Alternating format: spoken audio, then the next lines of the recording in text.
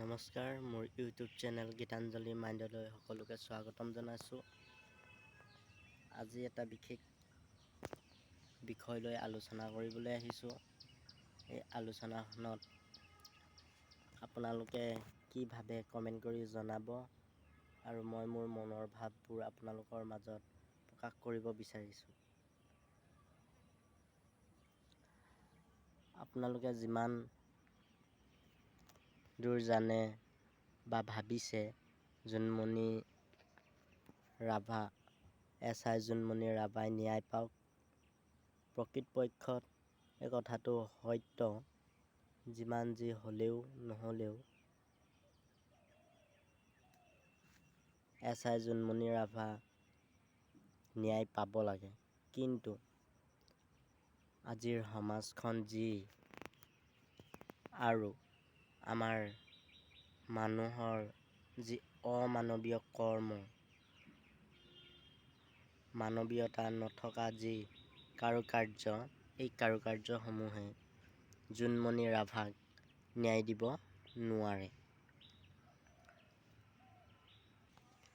সঁচা অৰ্থত ক'বলৈ গ'লে জোনমণি ৰাভাৰ মৃত্যুৰ লগত বিভিন্ন ধৰণৰ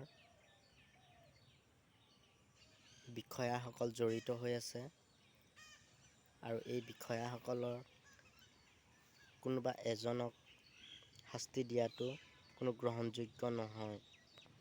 যিকেইজন বিষয়া ইয়াত জড়িত হৈ আছে, সেই সকলোকে যদি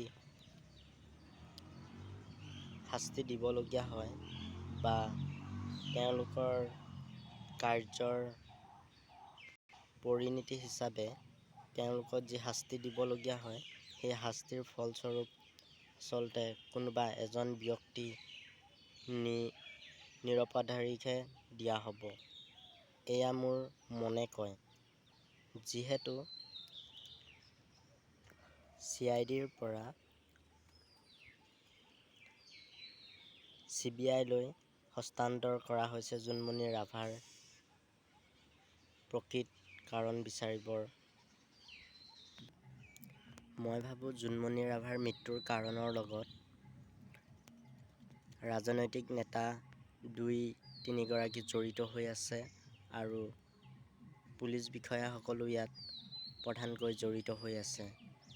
গতিকে সঁচা অৰ্থত ক'বলৈ গ'লে জোনমণি ৰাভাৰ মৃত্যুৰ সঠিক আৰু শুদ্ধ সিদ্ধান্ত পোৱাটো খুবেই জটিল, আৰু মোৰ মনে কয় জোনমণি ৰাভাৰ মৃত্যুৰ তদন্ত কৰিলেও প্ৰকৃত দোষী কেতিয়াও শাস্তি নাপায়, আৰু ইয়াত প্ৰকৃত দোষী এজন বা দুজন নহয়। এই বৃহৎ ডাঙৰ ইয়াত ষড়যন্ত্ৰ কৰি থোৱা হৈছে, আৰু এই ষড়যন্ত্ৰটোত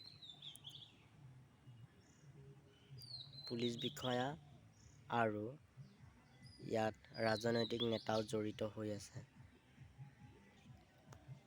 মই মোৰ মনৰ ভাৱটো প্ৰকাশ কৰিবৰ কাৰণে এটি সৰু ভিডিঅ' এটা ক্ৰিয়েট কৰিবলৈ চেষ্টা কৰিছোঁ। ইয়াত 2-এটা ভুল ত্ৰুটি থাকিবও পাৰে, বা আছে। আপোনালোকে জনাব মোক, আৰু এয়া মোৰ প্ৰথম ভিডিঅ'। আপোনালোকে সকলোৱে সাদৰেৰে গ্ৰহণ কৰে যে।